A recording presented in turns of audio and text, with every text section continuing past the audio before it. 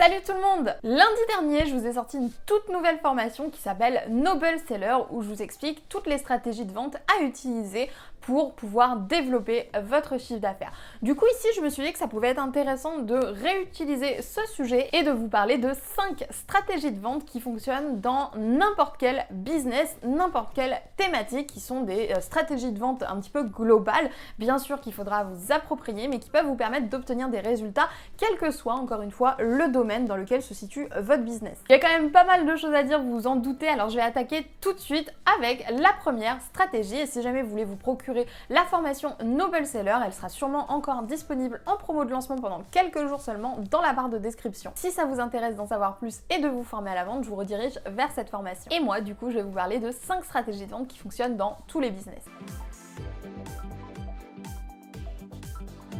Cette technique est simple, il s'agit tout simplement de proposer un tout petit produit à un tout petit prix à votre audience pour que elle devienne cliente chez vous. On a beaucoup moins de réticence à acheter un e-book à 15 € par exemple que d'acheter tout de suite une formation ou un coaching à plusieurs centaines voire milliers d'euros à quelqu'un qu'on ne connaît pas. Qu'il s'agisse d'un e-book, d'un mini-cours ou d'un atelier, le fait de proposer un micro-produit, ça va permettre d'enclencher entre guillemets le parcours de vente de vos clients. C'est-à-dire qu'ils vont passer de visiteurs simples à clients parce qu'ils vous auront acheté quelque chose, même si ce quelque chose en question peut parfois coûter moins de 10 €. C'est l'acte d'achat ici qui est plus important que la rentabilité en elle-même, parce que vous vous doutez bien que sur des produits à 10-15 €, on ne fait pas une marge vraiment très exceptionnelle. L'objectif de ce micro-produit, ce sera clairement pas de vous enrichir. L'objectif, ce sera avant tout de convaincre votre audience qu'elle peut vous faire confiance et de lui montrer un petit peu à quoi ressemble votre contenu payant.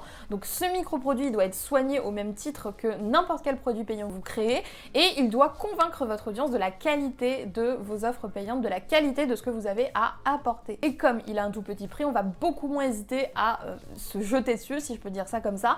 Alors testez la technique du micro-produit. À titre personnel, moi j'ai 2 mini-cours sur mon blog et j'ai beaucoup de clients qui sont devenus des clients très réguliers en commençant en premier lieu à m'acheter l'un de ces 2 mini-cours. On en parlait dans une vidéo précédente, le sentiment d'urgence, c'est vraiment quelque chose d'indispensable si vous voulez mettre toutes les chances de votre côté, de faire un bon lancement, de faire une bonne promotion. S'il n'y a aucune urgence, aucune raison de passer à l'action et d'acheter votre produit tout de suite de manière générale, les gens vont avoir tendance à procrastiner, voire à ne pas acheter. Je ne vais pas développer ici puisque comme je vous le disais, je vous ai fait une vidéo complète à ce sujet que je vous mettrai dans le petit i si jamais ça vous intéresse de la voir. Mais gardez en tête que toutes vos offres doivent suivre cette stratégie de vente de proposer quelque chose qui fait naître un sentiment d'urgence chez votre audience pour qu'elle passe à l'action au plus vite. De manière générale, quand on achète quelque chose, on attend toujours le dernier moment, sauf s'il y a une raison de le faire avant. Notamment une promotion, un cadeau pendant une période donnée, etc. etc. Je vous redirige vers la fameuse vidéo. On associe souvent la vente au fait d'arnaquer les gens, aux vendeurs véreux, etc. et à quelque chose de pas très éthique. Et je sais que ça peut être très compliqué quand on devient entrepreneur de commencer à vendre ses premiers produits parce qu'on n'est pas vraiment à l'aise dans cet exercice-là. Personnellement, c'était un petit peu mon cas quand je me suis lancée. J'avais vraiment beaucoup de mal à parler de mes offres, j'avais beaucoup de mal à faire la promotion de mes produits parce que je me sentais pas bien et que j'associais cette idée de vendre à c'est pas bien. Le truc que j'ai mis le plus de temps à comprendre, c'est que la vente, en réalité, c'est pas autant juste des stratégies de vente, même si bien entendu c'est quelque chose qui peut aider, mais c'est surtout une question d'état d'esprit, une question de mindset. Si vous n'êtes pas à l'aise avec le fait de vendre, alors vous allez avoir du mal à y arriver. C'est pour cette raison que je vous conseille plus que tout de systématiquement choisir des stratégies qui vous vont à vous. Il ne faut pas mettre en place des choses avec lesquelles vous n'êtes pas d'accord, qui ne sont pas conformes à vos valeurs, etc. Même si, encore une fois, il faut quand même garder l'esprit ouvert parce que je sais qu'on a tendance à penser la vente c'est mal, etc.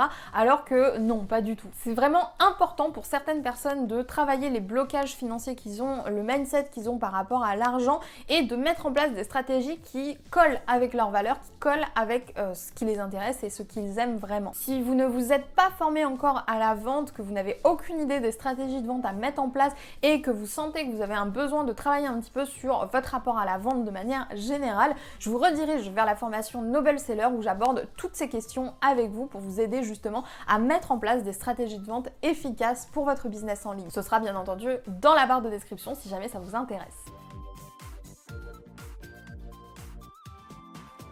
Le marketing de contenu, c'est le fait de créer du contenu pour promouvoir vos offres, vos produits. L'objectif du marketing de contenu, c'est d'attirer et de fidéliser une communauté pour ensuite la convertir en client. C'est basiquement ce qu'on fait tous, qu'il s'agisse d'Instagram, des blogs, de YouTube, de podcasts, etc. Tout ça, ça reste du marketing de contenu. Grâce à ce marketing de contenu, comme je le disais, on peut attirer à nous nos clients idéaux. Et c'est souvent là qu'on fait la plus grosse erreur, puisqu'on essaye d'attirer des personnes sans se rendre compte que le profil type qu'on attire n'est pas forcément notre client idéal. De manière générale, même si tout le monde utilise le marketing de contenu, j'ai le sentiment que c'est encore une stratégie qui est malheureusement trop peu connue, surtout des débutants. On met du temps à comprendre ce que c'est, comment ça fonctionne, etc. Et c'est ce qui nous cause finalement des gros soucis, parce qu'après on a une stratégie bancale et on fait pas forcément les bons choix dans les contenus qu'on publie, on fait pas forcément du contenu utile ni du contenu qui peut s'inscrire dans une logique de stratégie de marketing de contenu. Ça mériterait une vidéo à part entière de vous parler de ça, et comme je vous l'ai expliqué, j'aborde ce sujet de toute façon dans la formation Noble Seller si vous voulez aller plus loin.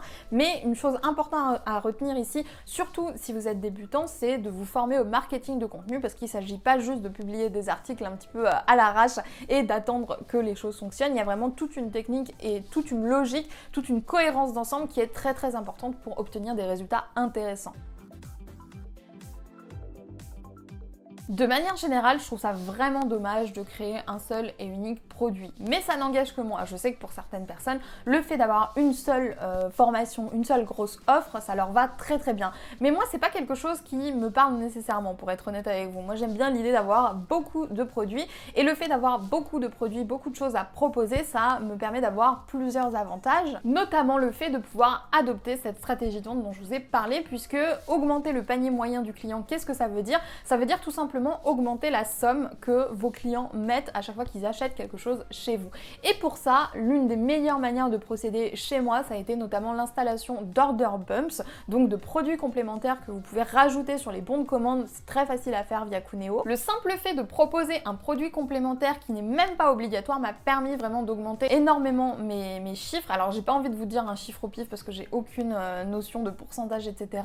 Mais j'ai vu quand même une énorme différence. J'ai même certaines promotions où plus de la majorité des gens qui achetaient la formation prenaient l'order bump avec. Du coup, bien sûr, vous en doutez, ça m'a permis d'augmenter mon chiffre d'affaires, et du coup, cette stratégie de vente, pour moi, elle fonctionne dans tous les business, à la seule condition que vous ayez plus qu'un seul produit à proposer. Puisque si vous voulez proposer un produit complémentaire, il va falloir avoir minimum 2 produits, celui que vous vendez à la base plus le complémentaire. Et bien sûr, plus vous avez de produits et plus c'est facile de mettre en place cette stratégie-là, et plus elle est efficace aussi, bien sûr. Si comme moi, vous avez plusieurs produits, c'est un excellent moyen d'augmenter votre chiffre d'affaires sans pour autant augmenter votre volume de vente, et du coup c'est quand même plutôt pas mal comme astuce. Personnellement, j'ai réussi à déplacer mes blocages financiers en mettant en place des actions qui me vont à moi, et aujourd'hui je suis sereine par rapport à la stratégie que j'adopte, et c'est une stratégie qui fonctionne et qui me permet de vivre très correctement, vraiment. Donc si jamais vous n'avez pas encore essayé ces 5 techniques de vente, je vous invite à tenter un petit peu l'expérience, et si vous voulez vous former à la vente et aller beaucoup plus loin,